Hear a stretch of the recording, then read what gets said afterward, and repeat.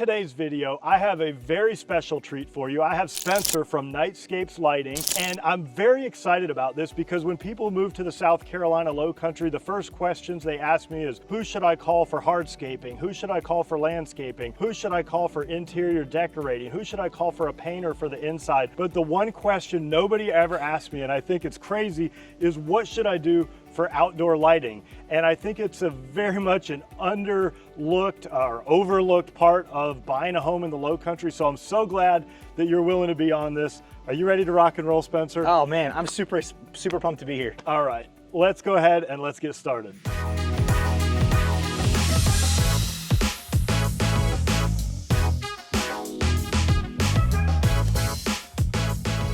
All right, so first question, Spencer, why outdoor lighting? Why did you focus on this? How did you get into this? Oh man, that's such a good question. Well, the truth of the matter is I'm a young dad, right? So I've got a 4 and a 6-year-old, and about 5 years ago, about 1 year after my daughter was born, I decided I wanted to leave the real estate market. I'm gonna leave that up to professionals like you. And I wanted a little bit more flexibility to be a more intentional father, to be a better husband, all that stuff. But I also, in my time in real estate, I found there's a massive need here in the Lowcountry for just good quality trade. The common theme I got was people would make phone calls to these trade partners, whether it was plumbers, electricians, whatever the case is, and people weren't answering their phones. They just got too busy. They weren't able to provide a good service. And so I thought there was an opportunity there. My business partner is also a young dad. We said, hey man, let's do something really cool and exciting. There's so much amazing things to highlight here in the Lowcountry, whether it's great architecture, whether it's great landscape, whatever the case is. And so we thought, hey, there may be an opportunity here. So we got educated in it. We dove down really deep into lighting, and we said, hey, let's give this a shot. Let's try to serve people really, really well. Let's try to provide good quality products, and let's highlight these beautiful elements here in the Lowcountry. So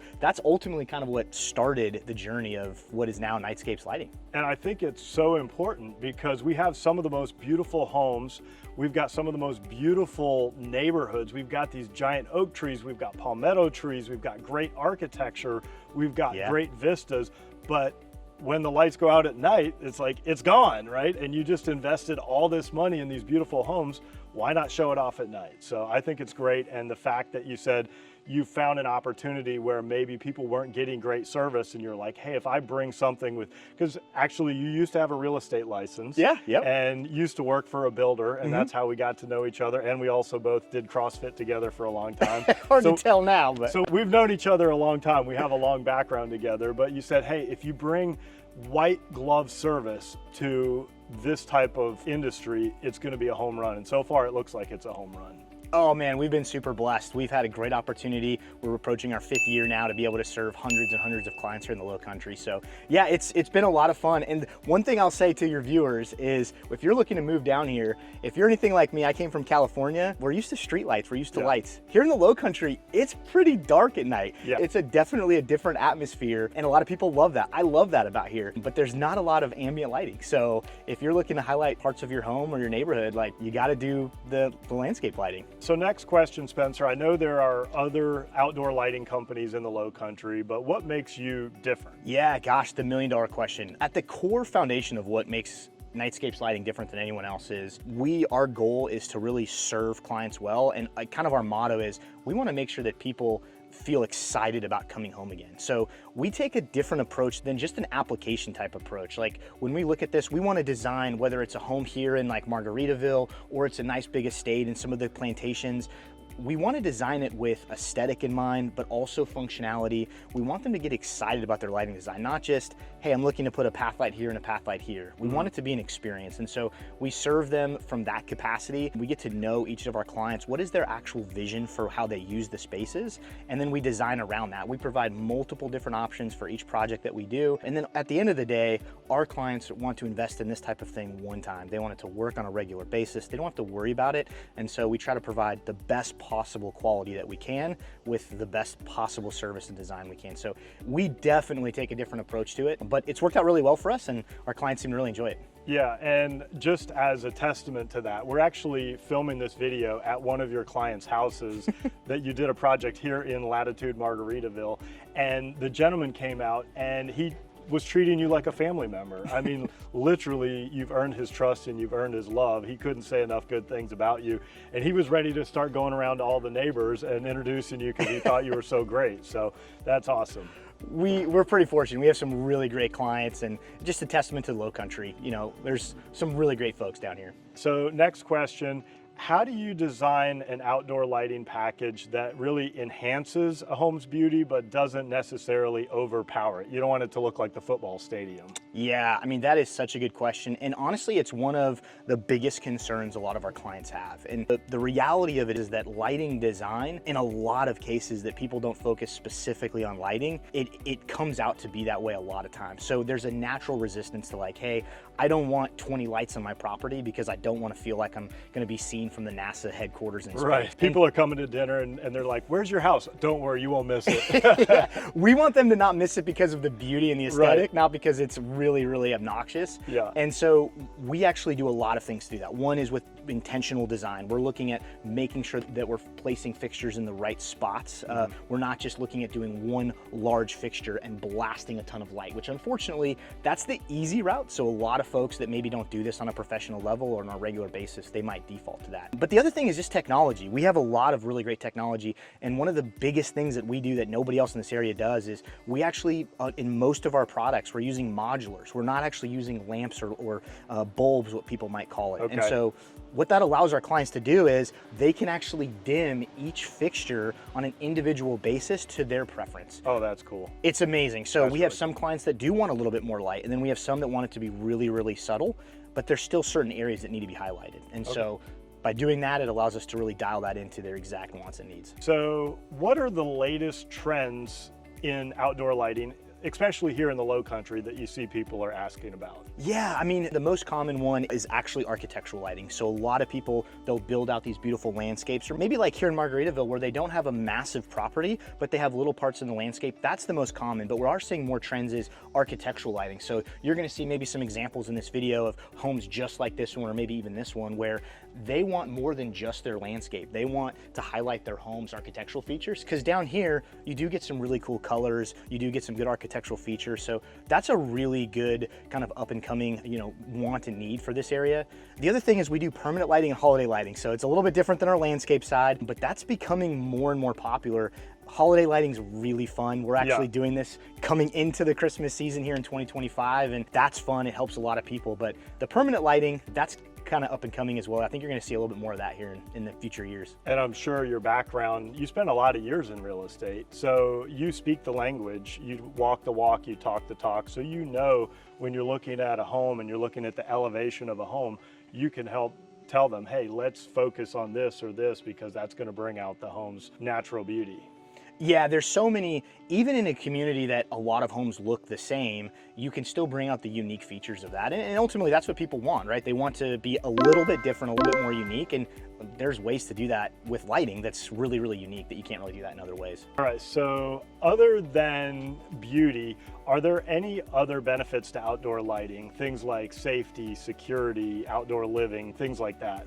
Yeah, I mean, the obvious one is aesthetics, right? But actually aesthetics is more of a byproduct of good outdoor lighting. I think the really functional reasons for it is just overall safety of the property, guests coming and going. There is some elevation changes that can happen, and those are nice to be illuminated just in case. But also from a security standpoint, if you're looking at a neighborhood or you're looking at a home and you have one that's very nicely lit and you have 4 other neighbors that are not nicely lit, I'm not a criminal, but if I had a criminal's mind, that would be a deterrent for sure. In fact, we have some statistics from different police departments that say, hey, yeah, a good lighting system deters them from ever getting into the home, right? Having a good alarm system is great when they're in the home, but ideally we want to keep them away. But also just from other kind of logistical standpoint is nighttime critters, they're generally wanting to stay in the dark, so that kind of helps. I would have never thought of that. Oh, the big one though is these guys right up here.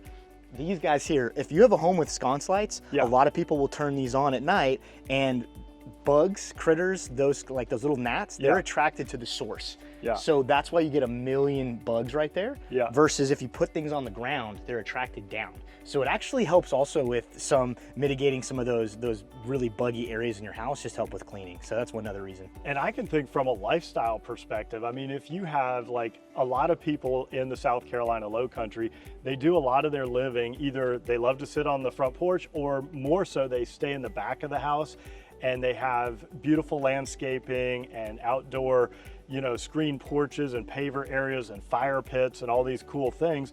And if you're entertaining and you have guests over and you're drinking wine and you've got music going and maybe a pool back there, like I can just feel like the vibe going up a notch when you've got a really cool outdoor lighting scenery to kind of complement the party going on. Oh man, yeah. I mean, a lot of people move in. I mean, you guys can't see this today, but it's beautiful out here right now. I mean, it's, what is it, 75, 80 degrees right now, a little breeze. This is why people move to the Lowcountry. And the reality is a lot of people work during the day. They come home and they want to relax and unwind, and it's nighttime and you're confined to the inside of the home if you don't have this kind of outdoor lighting that can bring that to life outside. And there is some really, really great hardscape work that's done down here that just really enhances that lifestyle. So it is a huge benefit as well to do that. Awesome. All right, so Spencer, talk to me a little bit about how technology has changed in the outdoor lighting space, and maybe you can kind of show me, we're at one of your projects here, so maybe you can walk me through like what did you do here and how do you control it, and you know, what's the tech behind this? Yeah, I mean, it's honestly, it's just like everything else. Every industry is changing from technology. And if you're a good quality landscape lighting company, you really want to keep up to date with the trends as well. So on this project specifically, this is just a really good example from a lot of different things. Most clients, what they're looking for is they want the adjustability, the dimmability. And with these fixtures, whether they're in ground, which this is a well light, so most people are not going to touch this. To my knowledge, we're one of the very few companies here in the Lowcountry that will actually. So this is it right here. That's it. That's a light. Oh, wow. And so this is going to protrude again on architectural lighting. We've got one there and we've got two here. And so this is where a little bit of the Disney magic happens. People wonder, how the heck did we do this? This is after closing, by the way. We're not here running conduit. We've got the ability to do this and make this happen. So, you know, even if you're purchasing an existing home and you have a concrete slab already, we can do this. But what's really nice about this is, again, we have technology that allows us to dim each one of these fixtures from a light output standpoint, making it brighter or dimmer based on the client's preference. What about color change? So in this case, I don't know if you can pick it up on the camera or not, but this client not only wanted the dimmability control, but he wanted to celebrate things like 4th of July. He wanted to celebrate kind of a DIY or do-it-yourself Christmas holiday season. So these ones actually have color changing in them as well. So that's super cool. It is, man. They can, with a press of a button, they can change these scenes to make it red, white, and blue, red and green, whatever the case is, all blue for Father's Day. And how does he control that?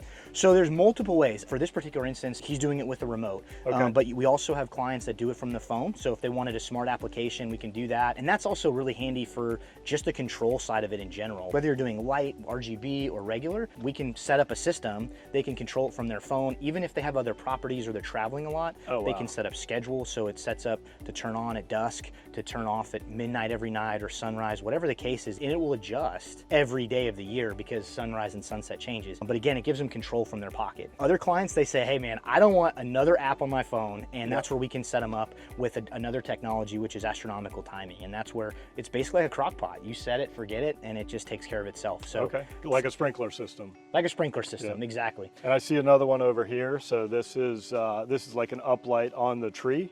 That's right. So yeah, so in this case here, one of the other things you talk about technology and application is, you'll notice this is my hand here. It's really, really small. So we're using solid brass fixtures that are going to last here in the Lowcountry. We have a lot of salty air.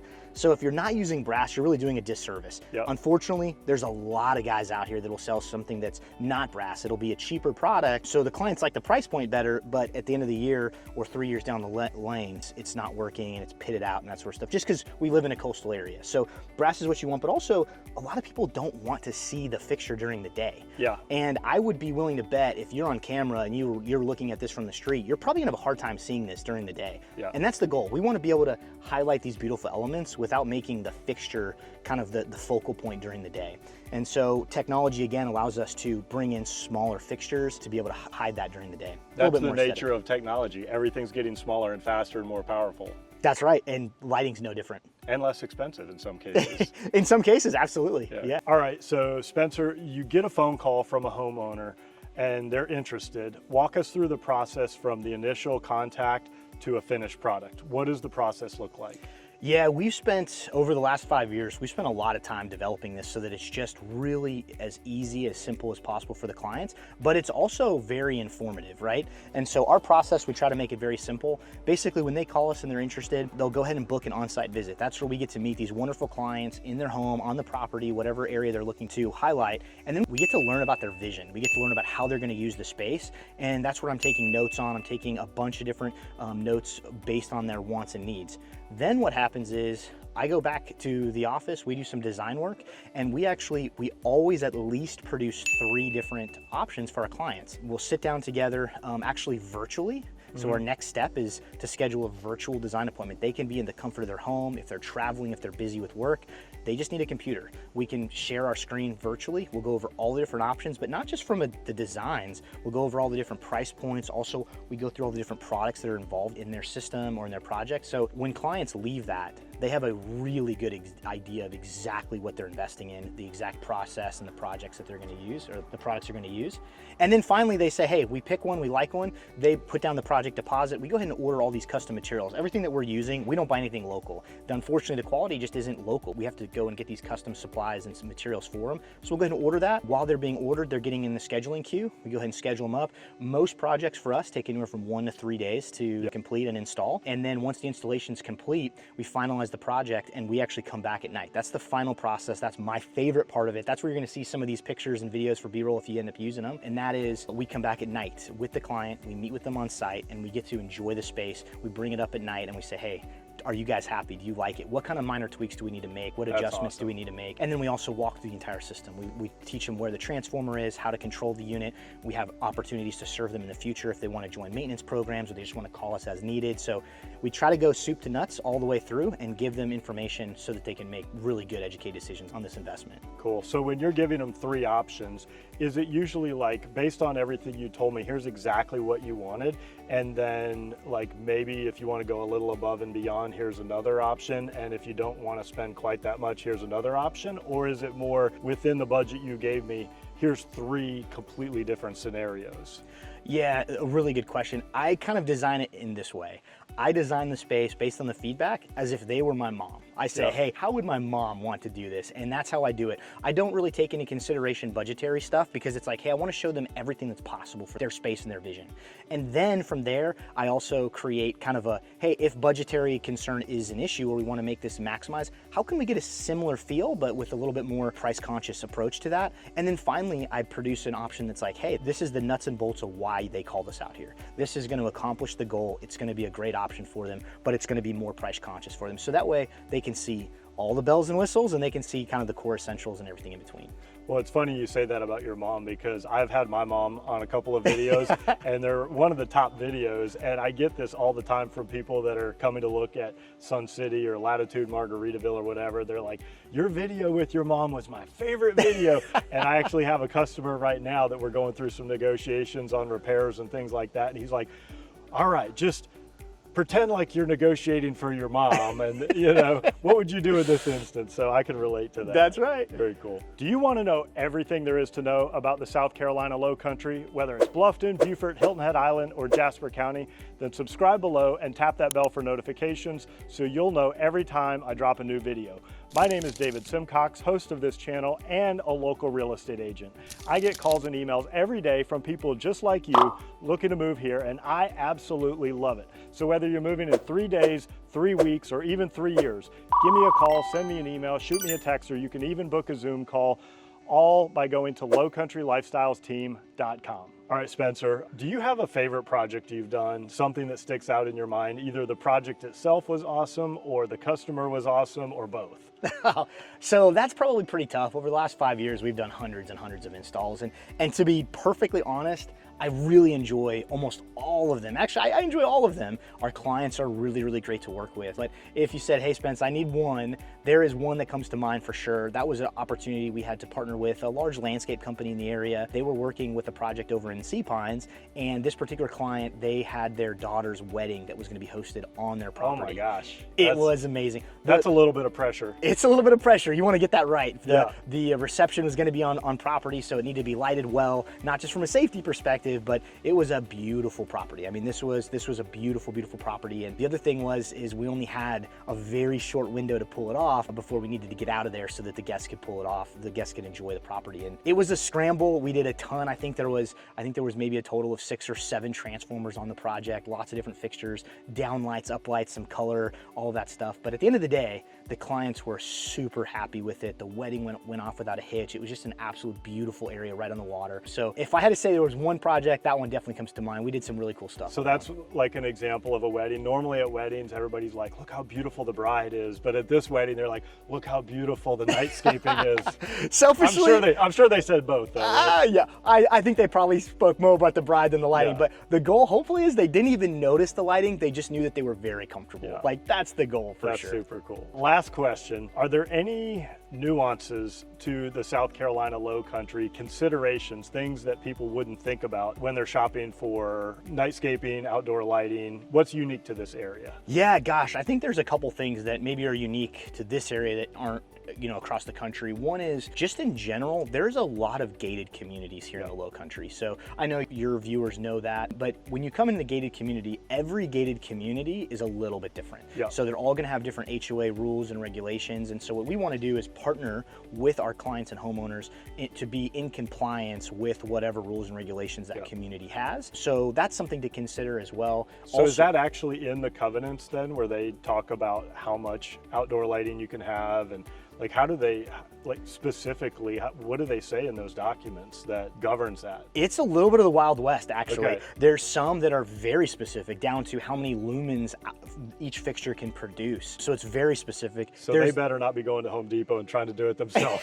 They can, Yeah. but technically be out of compliance. But yeah, there's other ones that specifically say no solar lights. They might say, hey, it needs to be a professional system. But then there's others that, hey, it's wide open. You can do pretty much what you want. Just don't upset any kind of neighbors or anything like that. Don't be a nuisance. That's right, don't be a nuisance. So there's definitely some different variations, and it really depends on what community they're at. It differs quite drastically. So that's definitely one area of concern. The other one is if they find themselves close to the water or maybe on an oceanfront property. We have seasonal turtles in the area that require certain type of light. It requires actually an amber style type light, a very specific Kelvin temperature and below, so we can work with that. Sometimes that comes in play with our commercial properties, but also sometimes these oceanfront properties as well. So that's a unique. They don't want the turtles crawling the wrong direction. They're supposed to be going out to the ocean, not crawling towards the house. That's right. They don't want anything drawing those in away from their kind of their natural cadence there. So yeah, Very definitely nice. some. And then finally, the other thing that's a little bit more unique about this area, if you haven't been here, is we just have some of the absolute most spectacular oak trees with, I mean, just live Spanish moss coming through. And If you've ever been to Belfair, you'll see the avenue of the oaks going down. I mean, they're insane. And some of them are like 200-300 years old.